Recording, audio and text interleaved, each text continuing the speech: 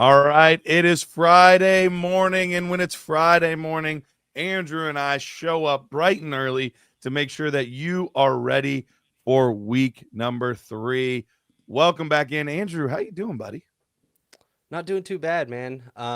Just we're kind of out of I guess this part of the season is where I would look at it as like we've been in data collection season. Like we want to see all of the new things, all the new information that's coming in, and it feels like after week 3, we kind of are gonna have enough information that we can start making moves based off of the information we've collected. So I'm kind of like in this process of like, all right, what have I seen that is real and what isn't? Yeah, and that is tough. That is tough because sometimes guys just have slow starts, and then they take off and they're fine. You look at rookies. Right now is a really tricky time for rookie players. Is it? Are we seeing signs of it being? Oh, maybe they're not quite what we thought they were, or is it just, bro? It's been 2 games. Give them time. Like chill. So Yeah. that's where it's hard to kind of read the tea leaves on some of these. I think back to Jonathan Taylor. The first few weeks of 2020, it was CH. Everybody was like, "Oh my gosh, did you see what he did in week 1?" And everyone was real hyped about what he was doing. And the first 8 weeks for Jonathan Taylor was discouraging. I mean, he did not play great. Everything looked a little too fast. And then a switch flipped, and from there on, he was one of the best running backs in the NFL. And CH kind of just fell to the wayside. So I think that's a good kind of, I don't want to say cautionary tale, but it is a good like reference point to think back on, like, okay, just because we see things for 1 week or 2 weeks doesn't necessarily make it true. Good and bad. Sometimes we see it for an entire season. A guy has an amazing rookie season, and then just, that's about it for him. Yeah, I mean, especially with these running backs right now, because I feel like I've seen narratives spewed on the internet at the moment of like, man, all of these guys have sucked. Like these guys are bad for our fantasy teams. It's like, let's be a little cautious here, boys, because it is it is very early still. Absolutely. Yeah, no, I am definitely on the hey, did Trey dip? Did Hampton dip? Did Genty dip? Let me know, because I'll buy that dip. I'll have no problem buying that dip at Henderson all. went on the block in one of my leagues last night, and I reached out to see what the price was. The price is still crazy high. The price is Okay. still high, but he did get posted on the block. I thought maybe there was a dip there. There wasn't a dip. There wasn't a dip. It was bait. It was Yeah, it bait. was like he asked me. He said he wanted JT and something like a 26 first is what he Oh wanted, jeez. and I Yeah, was like, there's no holy. dip there. I was like, that might be. I think I'm good. I'm a contending team. I'll just keep JT in my Yeah. first round pick. Yeah. Woo. Yeah. That's pricey. Well, if you're not familiar on this show, you guys get to put your questions into the chat, and we try to get to as many of those questions as we possibly can over the course of this time. And don't get upset if we don't get to your question. Usually we have a lot in there. We have a lot in there typically, and we're not always able to get to them all. So we will yeah, why don't we get to our first question here?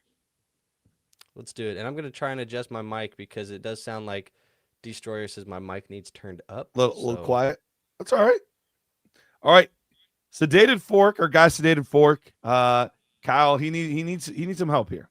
Said after Thursday, Charbonnet or Trey Benson. So we've got 2 guys that are more or less sharing a backfield at this point with the presumed starter.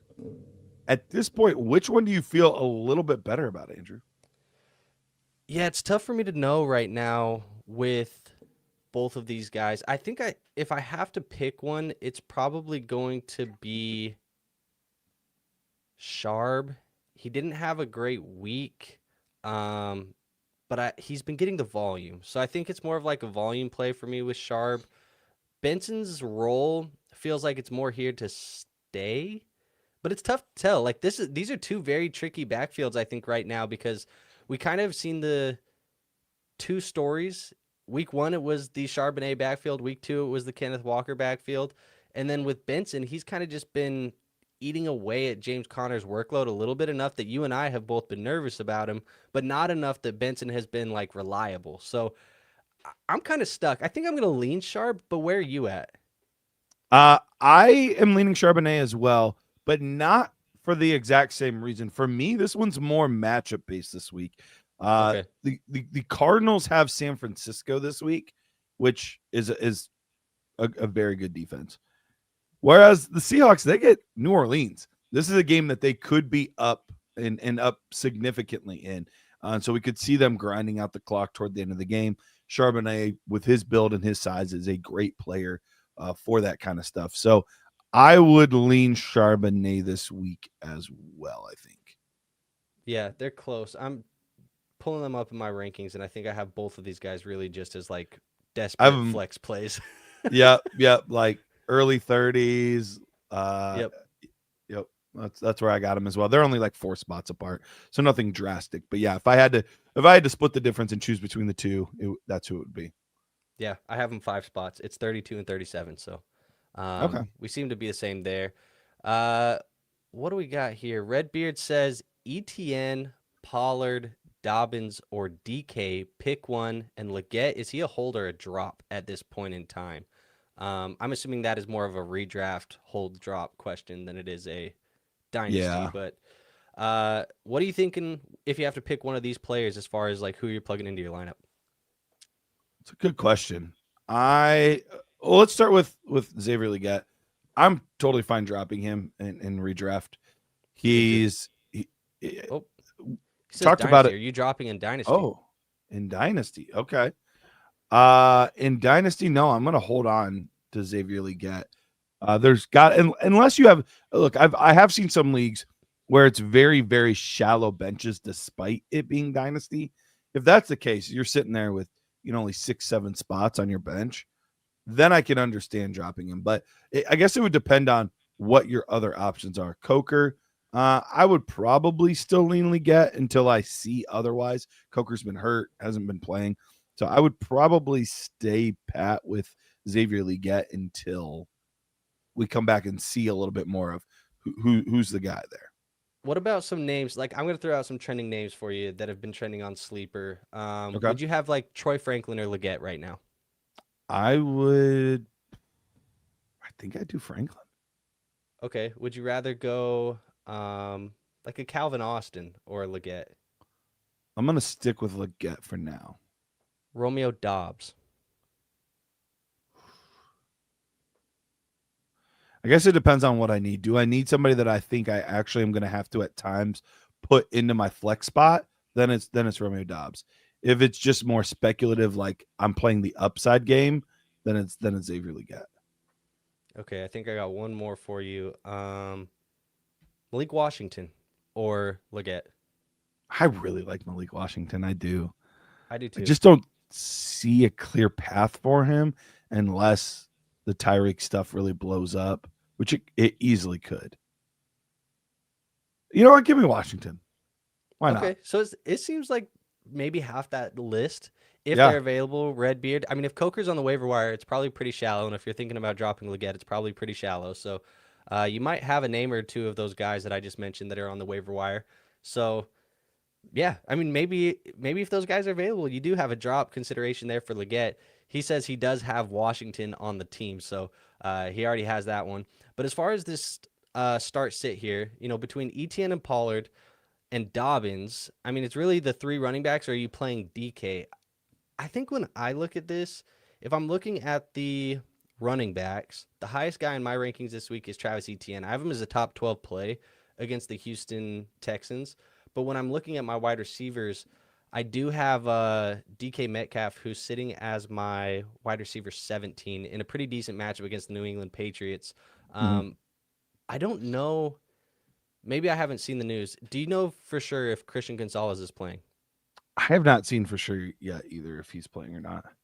Okay. If he's not, obviously, then I mean, I think I fire like him up DK. easily. Yeah. Yeah, for sure. Yeah, so it's between DK and ETN for me. I think I would go DK, especially if it's a full PPR. But I'm okay with either DK or ETN. But I'm not playing Pollard or Dobbins. Yeah, I'm in the same boat with you there. I'm definitely not playing Pollard or Dobbins over either one of those guys right now. ETN does make me a little bit nervous. Not that DK doesn't. DK can definitely have his goose egg weeks. But ETN, one of the things that's been hard about him over the course of his career is consistency hasn't always been there, and they are starting to show that they like some of these other young running backs in their backfield. And so if one of those guys does something they really like, gets hot, could end up being a little bit of a bummer for Travis Etienne. So I do worry about that a little bit. But you have, what we would think is some good guaranteed touches. But I also do worry about that Houston defense. That Houston defense is pretty legit. So that does worry me a little bit as well. So I would definitely be leaning DK. Okay. Yeah, sounds good. Then it sounds like we're both going DK here. I want to ask you a little bit, Garrett, of this Thursday night football game. We just had this come on last night. Obviously, speaking of Malik Washington, he was a Yeah. guy that, was a little bit involved in this offense. But I think really the big question that I want to have for you is like, what are we doing with these Miami Dolphins players on our fantasy football teams? Because we saw Ollie Gordon get involved. Achan was obviously involved in the receiving game, but the goal line work was going to Gordon. It's been obviously not the right start for the Miami Dolphins. Are you worried at all about things kind of blowing up and changing for fantasy purposes? Or are you still good on some of those higher end options? Overall, I'm very worried. I'm very worried about this offense. I think Achan I'm not as worried about because I do think that the receptions are going to be there. He's still getting work in the running game, and he was actually being used a little bit around the goal line towards the end of the game there too. Although I do think Ollie Gordon is going to continue to be involved. I do think he's going to get that 8 to 12 touches a game type thing, and it's going to be more of a split backfield. But that's okay for Devon Achan. I would much rather keep him fresh and allow him to have the room and opportunity for some of those big plays. So I'm totally fine sitting pat on Devon Achan. But everything else, I'm definitely concerned about. Obviously, Tua, very, very worried about Tua. When you look at Tyreek Hill, is he still going to even be on this team in a few weeks? I don't know. Jalen Waddle, that all stems from what's going on with Tua. I still believe in him as a player, but I don't know how that's all going to play out. So, I would say overall, definitely worried about this team. We had I don't know if I would even call it like a big game from Tyreek. He was the highest scoring wide receiver in that game. Scored 16 points in PPR leagues with the touchdown. Had 10 targets. Are you using this as like an opportunity to, if you haven't already, sell out on Tyreek Hill in Dynasty? Depends on what I can get. There's a lot of leagues where people are going to offer you pennies for him just because they're hoping for upside. And at that point, like, you might as well just hold him yourself and hope for the upside and get the big games. So I would lean toward sitting pat on Tyreek unless somebody's offering me a fair offer. Like, somebody's giving me what Tyreek is actually worth, then yes, absolutely. Especially if I'm not contending. Like, I want to get older assets, volatile assets off my roster. But right now, if I have him, I would want at minimum like a mid second, and I'd probably want even a little bit more than that. But I don't know that people are gonna, like, if I'm trying to offer somebody something, like, I don't know that I'd give somebody if that, like, that's the tricky part with him right now. Yeah. Do you think you could try and get sneaky and maybe get like a low end wide receiver? Maybe not a low end, but like, could you get like a Khalil Shakir in a second for Tyreek? Or is that too much? I wouldn't give that at this point because Khalil Shakir has some upside in his own right. Like a Um, Tillman, a Cedric Tillman, maybe? maybe a Tillman. You might be able to do Tillman in a second. Younger That could guy work. who's shown us a little bit of upside just based off of the role he has there in Yeah, Cleveland, something like that. you might be able to get that for Tyreek for the right team. Yeah, I think so. I'd try and explore it a little bit if I could, but also I wasn't like in on Tyreek coming into the season for the most part. But we do have a question Right. here from Sanders.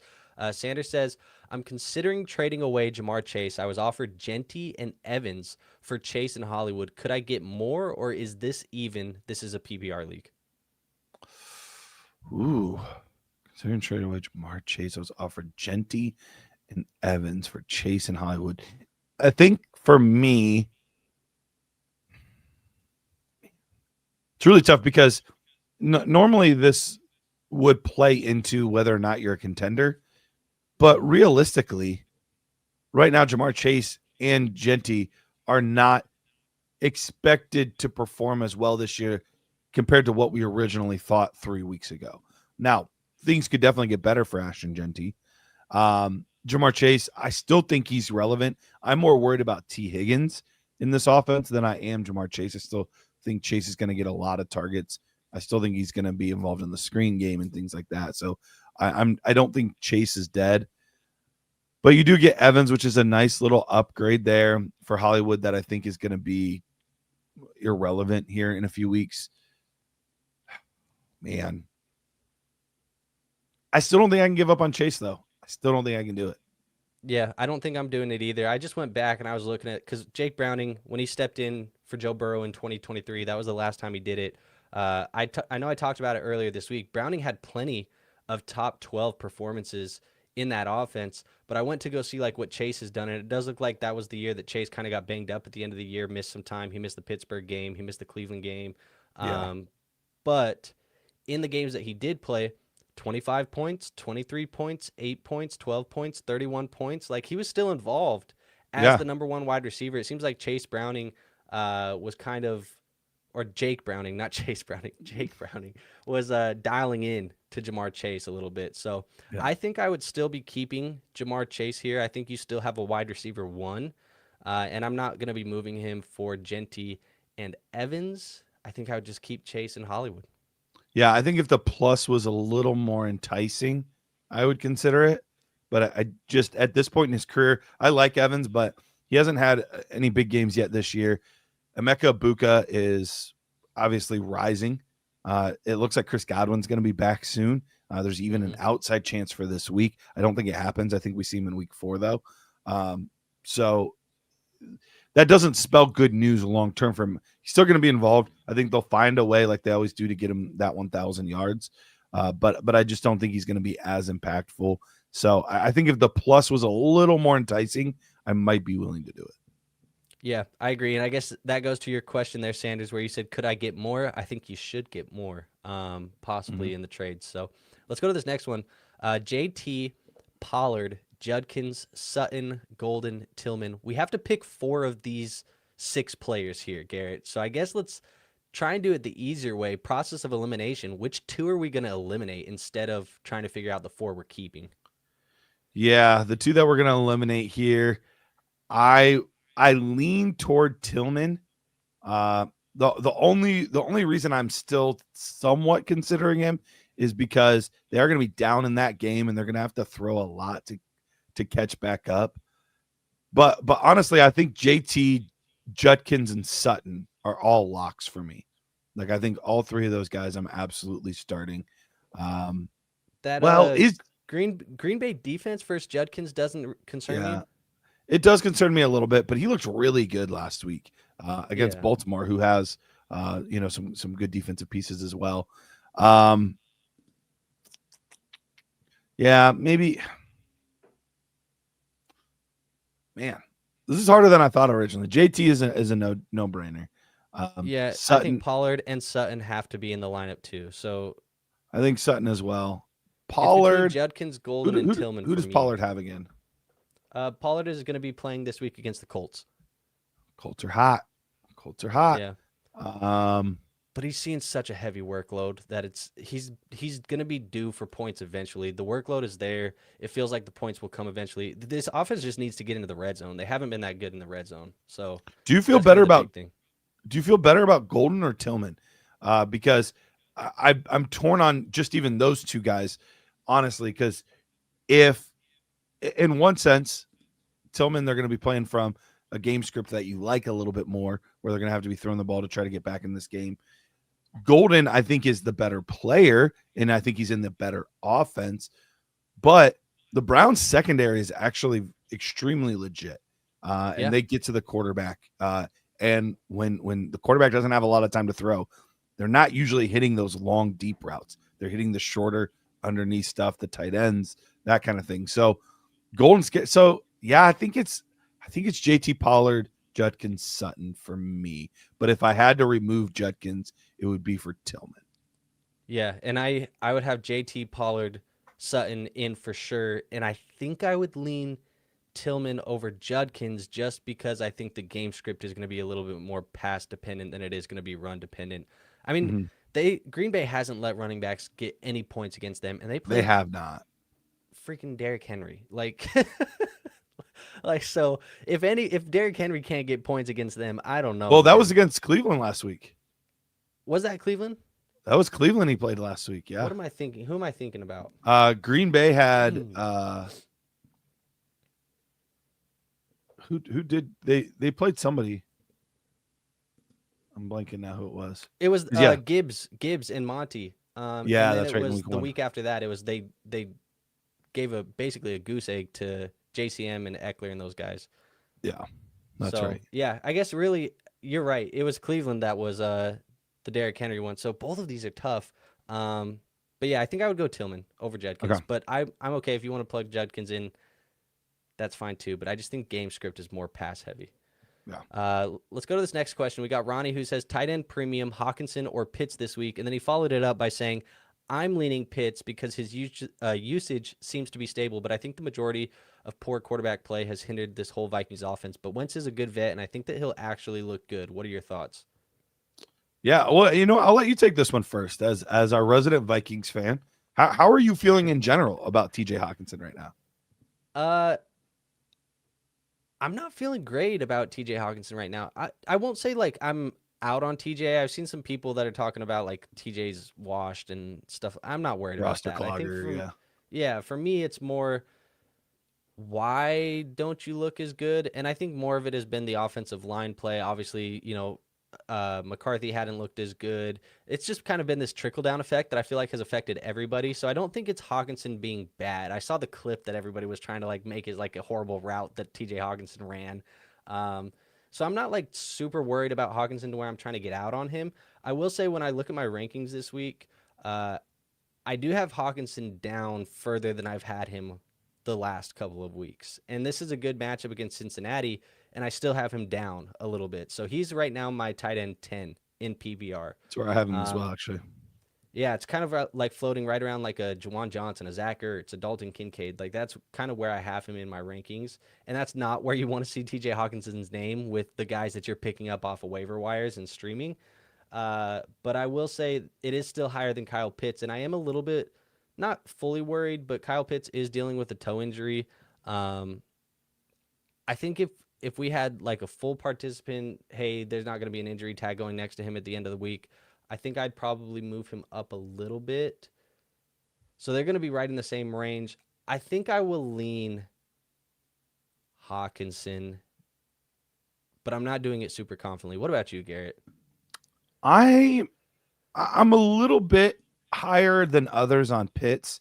I have not lost all hope. I've lost a lot of hope, but I've not lost all hope on Kyle Pitts at this point. So for me, I am going to stick with Kyle Pitts. I do think this is it's weird to say a get right game because I mean they're 2-0. So Atlanta's looking good overall, but I don't think that offense played as well as they wanted to last week. And I think they're going to try to get everything humming, get them confident, that kind of thing, get them to 3-0. So I could see them putting up numbers this week against Carolina. Yeah. So I lean toward Kyle Pitts in this one. Yeah, I think Pitts is probably the safer selection. Like if you're looking for a floor play and maybe you're in a matchup here, Ronnie, where you're like, it's projected to be close. I just want the guy who's not going to go out and give me a, 3 points or 2 points. Game, yeah. Yeah, it's probably Hawkinson is more likely to do that. But I do think you do have the chance where it's like Hawkinson's the guy that also gets 7 touches from Zach Ertz, who's thrown to, or not Zach Ertz, Carson Wentz, who's thrown to guys like Zach Ertz getting traded. Yeah. Switching to quarterback. I was trying to connect the Philly tight end scheme with what I was saying, and it just came out early. So, yeah, maybe he starts leaning on the tight ends, and maybe Hawkinson gets into the end zone. I think he's the guy who could have the bigger week, but he has the lower floor. That's my thoughts. I think that's fair. Yeah. Let's go to this one. Speaking of it, Browning or Wentz this week. You have to pick the backup QBs in that matchup. Head to head. going right up against each other. I am going to stick with Carson Wentz. We've seen this be a common, I don't want to say common trend, but we have seen it quite a bit over the past few years for Minnesota Vikings where, hey, there's a veteran that has to step in kind of last minute, and they tend to play really well. This offense is really friendly to new quarterbacks, especially veteran guys that know what they're doing. And Carson Wentz, love him or hate him, Carson Wentz is not a bad quarterback. I think he might be a bad leader, and that's caused some of his drop over his time in Philly to where he's at now. But I still think he's a capable NFL quarterback, especially when you have the assets that Minnesota does in the receiving game. So go ahead and give me Carson Wentz in this one. Yeah, I mean, I think I have both of these guys as similar players. At the end of the day, veteran backups that are more than capable of coming in and leading an offense when it's time for them to step up. But I do think that Vikings defense is much tougher of an opponent than the Cincinnati defense. So if I have Agreed. to pick between one of them, it's going to be playing Wentz and benching Browning. But these guys are back-to-back in my rankings. I have them 22 and 23 right now. So I'm actually a little higher. I have Jake Browning at 22, but I have Carson Wentz at 19. Actually, a top 20 play for me this week. Interesting. Yeah. So who give me a couple names right above Okay. or So I guess right above below. Carson Wentz, I have Trevor Lawrence against Houston, CJ Okay. Stroud against Jacksonville, and then Carson Wentz. And then I have Geno Smith against Washington, Mac Jones against Arizona, Jake Browning, then Jake Browning against Minnesota. Okay, so the guys that I would have above Carson Wentz that I think you have below, I have Geno Smith, one above him, and then I have C.J. Stroud, Penix, and Darnold as the next three guys. Mac Jones is 17 for me, so I think I have Jones a little bit higher than you. Okay. Yeah, that makes sense. So, but these are all backup QBs. But I would be playing Wentz power fold, and it sounds like Garrett would as well. So let's go to this next question. David says start two. We got Garrett Wilson, Quentin Johnston, T. Higgins, Devonta Smith, Calvin Ridley, and DeAndre Hopkins. So I know for sure Garrett Wilson's getting into my lineup. Do you feel 100%. the same way there? 100%. Okay, so then is the other guy here that we're plugging into the lineup T. Higgins? That's where it gets tricky. Quentin Johnston's still not really part of the equation for me. I get it. He's had a good start to his season. I would feel much more comfortable putting Keenan Allen in my starting lineup than I would Quentin Johnston at this point. So for me, I can kind of eliminate him and I can eliminate D-Hop real easily. So then it just kind of comes down to T. Higgins, Devonta Smith, and Calvin Ridley. Those are the three that I think deserve consideration here. You mentioned Minnesota's not the easiest matchup. T. Higgins kind of seems to be the one that's kind of left out in this equation when Joe Burrow is down. So he does make me a little bit nervous there. Devonta Smith's shown me very, very little this year. I have him at wide receiver 31 on the week. I have him at 32. So I'm okay. Calvin Ridley's the tough one because Calvin Ridley's technically the lowest on all these guys. I do have T. Higgins technically the highest. Calvin Ridley's the lowest here. And it is against Indianapolis, who's played really, really well. But if there was a guy that I could see maybe having a little bit of a comeback game, it would be Calvin Ridley. So I see that as a possibility, but I think we're kind of stuck at this point playing T. Higgins and hoping for the best. Yeah, that's where I'm at too. When you were going through your rankings, I kind of have all my guys in the same similar spot. T. Higgins to me is 25, which is lower than he's been all year. So I've accounted for the matchup. I've accounted for the backup play. But I still don't think that this Titans offense is good enough for me to trust Calvin Ridley. And I don't think I can play Devonta Smith until I see this offense start showing signs of life, throwing the football. They're just not throwing the football at all. And so it's really, for me, I guess, process of elimination, just Garrett Wilson and T. Higgins. And you just hope that T. Higgins catches a touchdown. I think that's really what I'm hoping for and plugging him in my lineup. 100%. Yep. All right. Anchor says Kraft injury scare was nothing, right? From everything I've read, it wasn't a big deal. It sounds like he should still be good to go this week. And I think he could have another very big game against Cleveland because they actually, you look last week and you're like, well, They gave 41 points to Baltimore. Well, first of all, so did the Buffalo Bills, and they have a very good defense. But secondly, the deceiving part was the special teams put about 17 of those points up, more or less, because of their errors or gaffes or poor play or whatever. So there was a lot of it that was because of that. And you look at what they did to Cincinnati the week before with Joe Burrow. I mean, Joe Burrow threw for the whole offense, had 7 yards in the second half. So I think this Cleveland defense is better than people are giving it credit for. But if there's going to be a hole, it's going to be, hey, there's good pass rush, and they're locking down defenders downfield. Who's the open guy? It's going to be Tucker Kraft. He's going to be the guy that's going to be available more often than not. So I'm actually still very, very bullish, assuming he plays. I'm still very bullish on Tucker Kraft this week. Yeah, and the latest report that I have here from Adam Schefter was that Tucker Kraft is believed to be all good after undergoing tests. Sounds like it was a little scare, but says that they think he will be okay. So does sound like he's not expected to miss time. Maybe a little bit ambiguous for week 3, but it doesn't sound like it's going to be like a long-term, you're going to be out of your tight end. So Yeah. I'm with you though, Garrett. If he's on the football field, you play him. Absolutely. All right. Dave says Olave or Devonta Smith. Oof.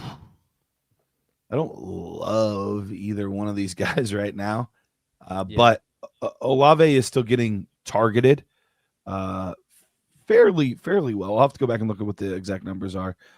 He's getting targeted pretty well though, and once again, they're going to constantly be playing from a negative gain script, where it's the opposite for Devonta Smith. They're going to constantly be playing from a at least neutral game script, if not they're going to be playing in the lead. So for me, it's close. I actually have them there's only one guy in between them, but I do have Olave higher. Yeah, well, 13 targets in week 1 for Olave, 10 in week 2. So we got 23 targets for the first 2 games of Chris Olave. It's tough to look at that, and then you go and look at Devonta Smith's numbers, and we're talking about 3 and 6. So a little bit better last week. Obviously, that was against KC, but still didn't really translate to fantasy points. This Los Angeles Rams matchup is a little bit tough still. They're a pretty good defense, so I'm going to go Olave and just PPR point my way to some production here and have a safe floor with Chris Olave. Yep, exactly. All right, BYA says tight end edition, Jake Ferguson, Harold Fannin, or Mark Andrews. Man, Mark Andrews has been tough so far this year. It's been bad. Yeah, it's not been ideal starting him so far. I'm still having a hard time, and it's funny because I am a Browns fan, but I'm having a hard time buying into Harold Fannin to the level that everybody else is at this point. So for me, kind of by process of elimination, it's Jake Ferguson, and then you add in that they're playing Chicago, which their defense looks horrendous at this point. Giving up points. Yeah, I think that game's going to be crazy high scoring. Like, it would not shock me to see, like, oh, it's a 34-37 game kind of thing. Like, that would not shock me in the least. Yeah, I fully agree with you. And Jake Ferguson's coming off of a nice game there in week 2 against the Giants. Had 12 targets, 9 receptions. He's been targeted in the end zone in multiple games. He hasn't come down with the touchdown yet, but he's been targeted as like a red zone threat here. I think he's due for a touchdown this week. I also think that matchup is great, so I would be playing Ferguson. I have him as my tight end 4 on the week here, Garrett. Nice. Oh wow, you have him real high. I have him at 8. Yeah, but I have him at 4, only behind McBride, Warren, and Bowers. That's it. It's just those 3, and then it's Ferguson for me this week. So in the spirit of tight ends, though, Hawk or Fannin? Yeah, I'm definitely still sticking with Hawk here. I get it that it has not been ideal so far, but that Cincy matchup is just juicy. So I'm going to stick with Hawk. Yep, I agree. All right, this question comes in from Simon. He says, if Egbuka is out, I will need 2 wide receivers from these 4, Wandell, Quentin Johnston, Pearsall, and Marvin Harrison. I'm going to be honest real quick. It breaks my heart that Marvin Harrison is in a question with these other 3 guys. Yeah. And it's justified. It's justified. But it breaks my heart because he should not be in these types of conversations. It makes me sick. Anyway, All right, let's go to But who he's we still your actually have. highest ranked player in your rankings this week, right? He is, but my confidence in it is not super high. Yeah. They're going up He against says San I Fran. agree with you, by the way. He's a Cards fan. Yeah, like it sucks. It sucks. Um, and I don't even have a ton of Marv shares, even though I was very high on him. I Yeah. didn't end up with a ton of Marv shares, Well, he was but pretty impossible to get in the first place. he was really really difficult. I do have him the highest though, so he would be an absolute start for me there. And then I would lean Ricky Pearsall in that same game. Those are the two that I'd be going with. I'm not that interested in Quentin Johnson. They're going up against Denver this week. I don't think he has a big game. Wandale, although he is interesting, it's KC, another very good defense. So I think by default, you're going with Marvin Harrison and Ricky Pearsall and just hoping for the best. Yep, that's what I have in my rankings as well. Would be playing those two guys. I'm going to ask you though, Garrett, if QJ goes out this week and does it again, when are we adjusting? Does it have to be immediately after this week? I mean, Or are we still pumping the brakes? I don't know. Like you see stretches like this from guys out of nowhere. It makes it harder when it's to start a season because you're like, Hmm. well, dang. But I mean, we see random stretches for guys out of nowhere all the time. I do think, yeah, if he's putting up ridiculous numbers, and by ridiculous numbers, I don't mean he needs to have like 4 touchdowns, but if he's going out there and getting another, 8+ targets, and we see another touchdown from him, like those are the two numbers that I want to see. Like how many Hmm. targets, and are we getting in the end zone again? Like I am gonna have to adjust, but I'm I would still feel way better about Lad McConkey and Keenan Allen Yeah. than I would Quentin Johnston. Yeah, me too. Ronnie's back with another question. He says, pick one in a PPR league. You got James Conner, David Montgomery, Wandale Robinson, Chris Olave. Your safe option and a boom option, I think, is the part two of this question. I like it. I like that he's already thinking that way. What route are you going on this one? I think my safe option is James Conner. And it doesn't feel great because I do think he's kind of lacking the boom ability now with how much Benson has been involved. But I still have James Conner as a top 20 play this week. If it's down into the red zone, I still think he's going to be the guy that gets those carries when they're, near the goal line. So he's probably the safe option. I would say in a similar aspect though, Chris Olave is also probably the safe option. So I I was don't gonna say, have is Chris Olave the safe and the boom option? I think it might be, and that feels weird because in a way, I think all of these players are the safe option. None of these players are the boom option, and so James Conner would be like a safe option. Olave might be the boom option from this group. But if I have to pick one of these guys, I think I'm picking Olave. Yeah, I think for me, because of those targets, I think he's both options. So which makes it a real easy start then at that point.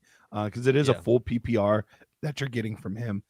And James Conner does have to go up against San Francisco. And so even though he's gonna get I still feel okay about the touches. I don't yeah, feel good about what's going to come from that. Last week, only he had 11 carries for it was like 30 something yards. Like he wasn't doing anything all that special. I have him at 24 this week, so he just cracks my RB2. But I don't feel great about him. Whereas Chris Olave, I think with that type of volume, he's your safe option and your boom option. yeah. I agree. I think it's just it's funny because I feel like all of these guys are safe options. None of them feels like a true boom. Right. Um, Quentin but let's see Johnston's a what boom. Yeah. Yeah.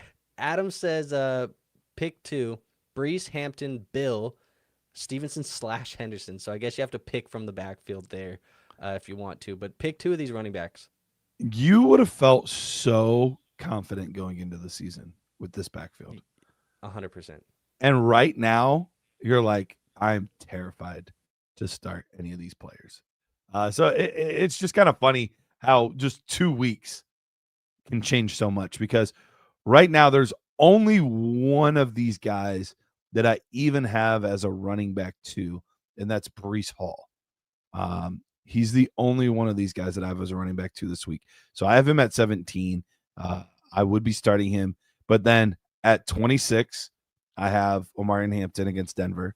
At 27, I have Krosky Merritt against Vegas. And then where do I have Trey? Am I missing him? We have Uh, very similar rankings on these guys. do you? And then Yeah. 30. 30 is where I have Travion Henderson. Okay. I'll go through my list for you too. Brees Hall at 17. Okay. I have Omarion Hampton at 24. Okay. JCM at 27. And Trey at 31. But I Oh, have yeah. We're Ramondre super Stevenson close. at 29. We're super close. Yeah, so I think if you have to just go off the rankings, I'm going Brees Hall and Hampton. But again, like you said, you don't feel super confident about it. And I think this is an interesting conversation because we forget about it a lot every time in the summer, Garrett, when we're looking at these rookies and we're really excited about these players on our teams. But it doesn't matter the player most of the time. I mean, you get lucky every once in a while where guys like Ibuka come in and they're immediate producers. And we weren't even Mhm. drafting him as like one of the top players, like a top 5 pick in this draft. And it just takes time for these rookies It to be does. true pieces that help you contend. Sometimes it takes, like you said with Jonathan Taylor, 8 weeks. Sometimes it takes a month. Sometimes it takes 12 to 15 weeks before these guys are really contributing. If you're like, I Sometimes they remember never contribute.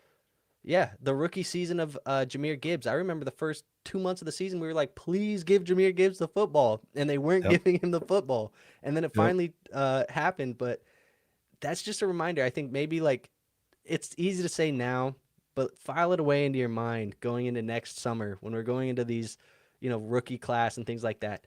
These guys will take time, so maybe temper the expectations if you are plugging Hendersons and Hamptons and all of these rookies for next year. Maybe it's the Jordan Tysons and the Jeremiah Loves. Be Sure. careful thinking you're an immediate contender with those guys in your lineup week 1. I will say this. I think Bill has more ceiling play than Omarion Hampton. So even though I have him higher, if you need ceiling, I would be willing to go Krosky Merritt over him. Interesting. I don't mind it. I think it's similar outcomes. Do you feel the same way though if Jaden Daniels doesn't play? Um, Because he's still questionable. I still think so. Just because I expect him to get a really large workload against an okay defense versus I have no idea what Hampton's workload is going to be like against a really good defense. Fair. Yeah, I'm still worried that Bill's not going to get any of the receiving work. They're going to give it all to McNichols, and then I'm worried that they're going to spell Rodriguez in. But I guess that's the game we play here when you have to try and project an injury in a backfield. So Yeah, we'll see. I'm a little bit less bullish, I think, on Bill. And I told you this is hurting my heart because I've been the Bill guy all offseason, and now it's like Sure. I feel like my heart and my mind is changing the way that I'm operating with Bill. But let's go to Zach. He says AJ Barner or Evan Engram, and he thinks his tight end. He said, "Do you think my tight end room is dead?" Wow, that doesn't look great right now. I'm still believing in Evan Engram. I'm going to give him a few more weeks before I call him DOA. This should have been a smash spot for him in Denver. Sometimes it just takes a few weeks to get things rolling and moving. So I'm still going to go with Evan Engram, but I get your concern. Yeah, I'm still going Engram too. I think I'd probably want to quit my league if I had to plug AJ Barner into my starting lineup. Let's go to Underdog. He says Judy or Tillman or neither. I guess you have the choice of just not playing anybody in the flex if you don't want to. So, Yeah, what I would doing say, here, what is Garrett? the neither option? Like, does your league just take give the you zero, 8 points? take the 0 in the lineup. That would be, so it's funny. I've actually thought about this. Kind of similar to like a best ball type of philosophy, but I've always kind of wanted to play in a league where if your starter gets hurt within like a certain time frame, so within like the first 15 snaps or something like that, like if your starter gets hurt early, that whoever your backup at that position that was projected the highest automatically gets put in. Like I would really like that. Because there's nothing worse than losing simply because like 3 plays into the game your dude gets hurt and you're like the okay. Xavier Worthy week 1 effect. Yes. I remember a Yeah. couple years ago I started Aaron Rodgers, and in his first, what was it, his fourth snap, he was done for his life Yeah. almost, it seemed like. So I would love, like, I don't know why that question made me think of that exactly. I guess because of the neither aspect maybe, but I would like for that to be uh an option. Yeah. He says neither means do I just avoid these guys and pick somebody else? They both get good targets, but I low key hate playing them. If I had to pick one, I would probably go with Judy, Me too. but I understand the trepidation there. Yeah, I have Judy higher than Tillman in my rankings, but um, I wouldn't say it's like super confident in any of them. So Mhm. I guess I would play Judy, and I'm not gonna say neither because I don't know the options you have there, underdog. But maybe if you have other options, follow up this question with more options, Judy, and maybe the other bench options. Uh, Um, real quick, go to incur real quick. I do like the auto sub option, and it does come close when you're like not sure if a guy's gonna play because of an injury, but like this is specifically for like, yeah, he started, he's fine. We had no worry, injury concerns, and then boom, you get to get point 0.6 points this week. Congratulations. Like so what that's is the criteria here, Garrett? Do they have to have played less than 5% of the snaps and gotten injured, or is it 10% of the snaps and got injured, or what is it? maybe I think the easiest way would just be like first quarter. Did they get injured in the first quarter? And Then did not come then back. and did not come back in the game. I think Maybe, that'd be the easiest way to do it. maybe. You're going to feel real like you got away with something if they got injured at the end of the first quarter, right at the very end, and then you Right. got away with something. Yeah. Right. Yeah. All right. Well, But Ronnie maybe you says, could keep an option where it's like, I'll keep the guy if he did well, like maybe he yeah, scored a he caught a touchdown in the first touchdown at quarter. the beginning of the quarter, and now Yeah. he's injured, and they take it out of And your you lineup. start somebody that sucked. Yeah. Ronnie says the Uh, safe and the boom option. Perfect. I'm rolling with that. Sedated Fork says, what is your price on Daniel Jones right now in Superflex? I tried to trade him for a second before the season started and no bites. What should be the price now, or is he a hold? I'm guessing you're gonna have to hold because I don't think anybody's gonna give you More what than a he's second? probably worth. Yeah. I would pay a first. If I'm in Would you? Superflex, I would. If I'm in a Superflex league and I need a quarterback, I would be willing, but I have to be a legitimate contender. Like my pick needs to be 11, 12. Like I'm not giving the 104 to try to get Daniel Jones. Like, but I would give my 11 or 12 pick in order to get him because look, we've seen this narrative before. And it's partly like how you feel about the player, but if you bought Baker for a late first on his come up, you felt pretty good about that.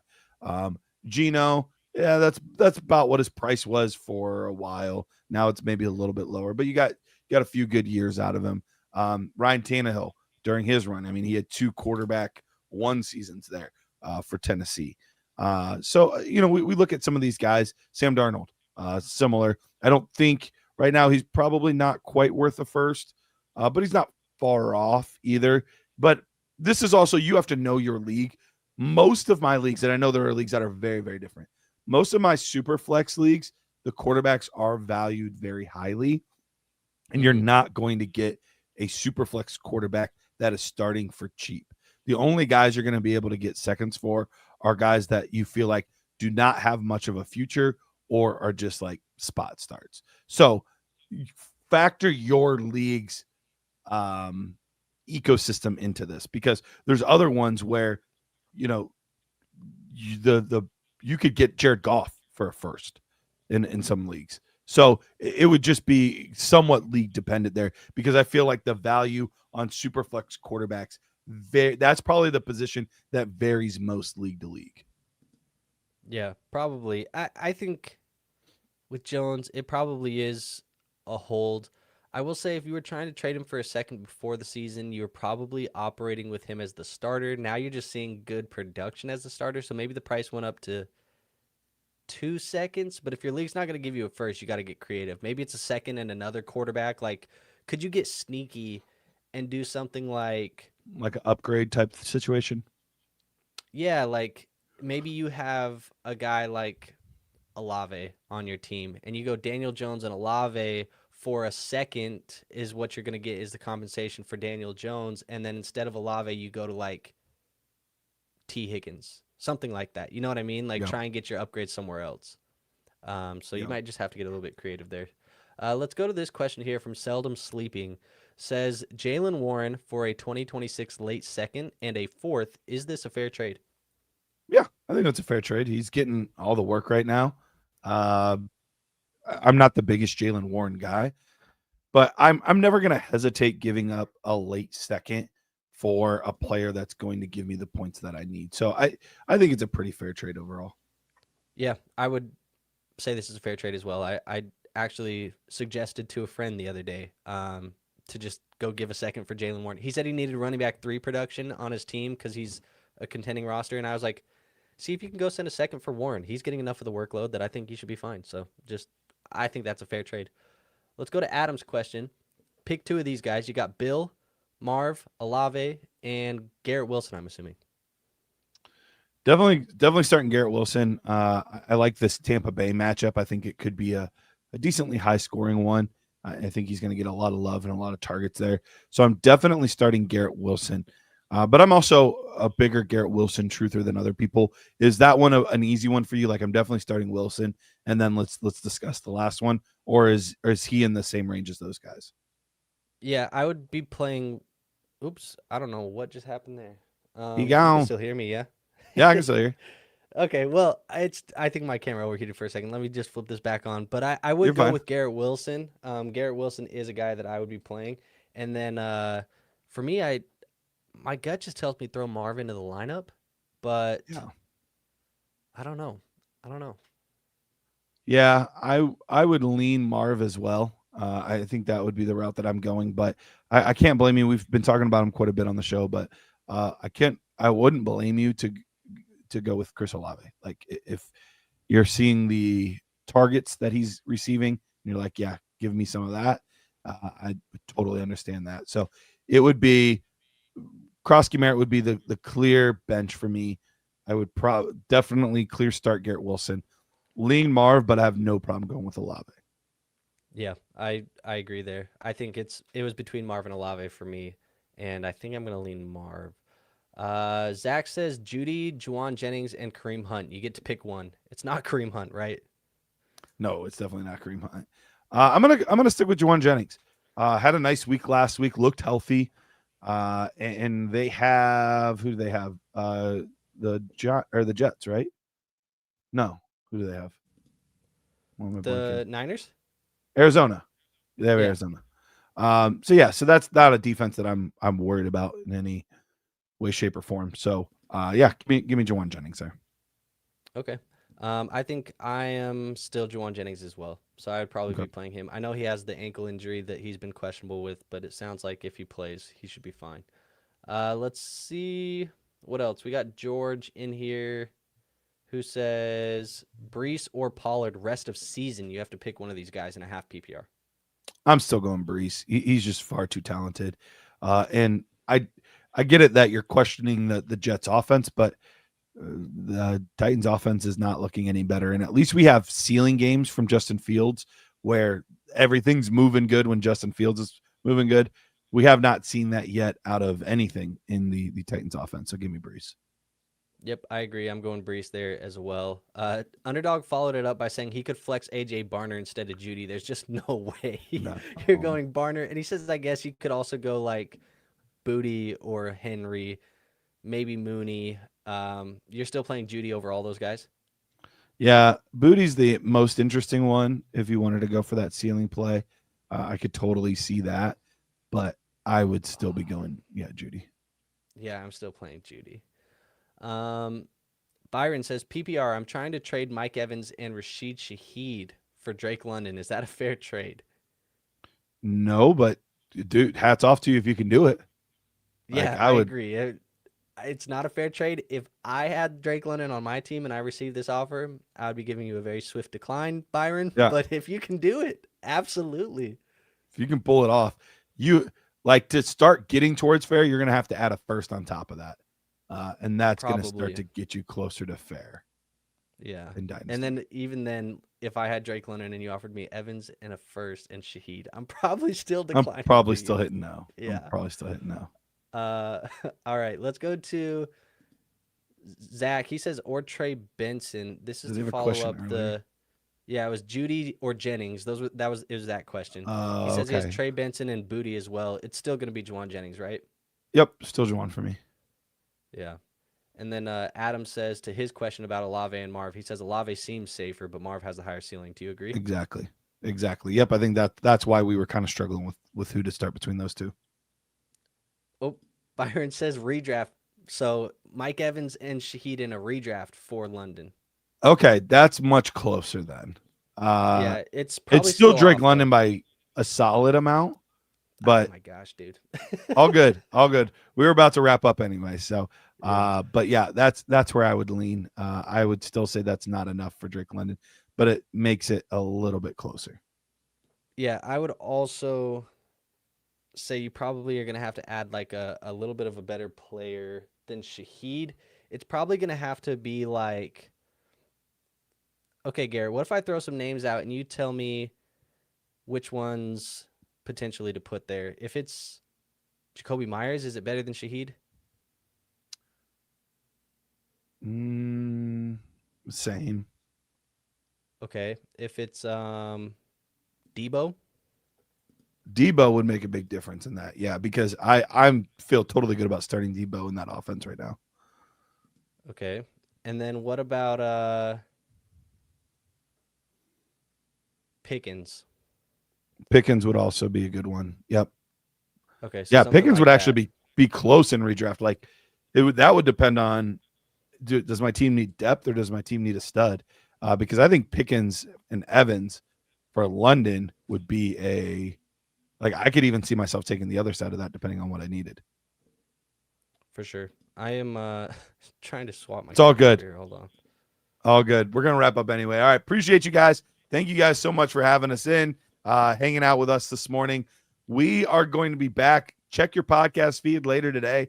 We will have the college show dropping today, and that is going to be our top 10 draft eligible wide receivers. So stay tuned for that. Appreciate you guys. We'll see you later. See you later.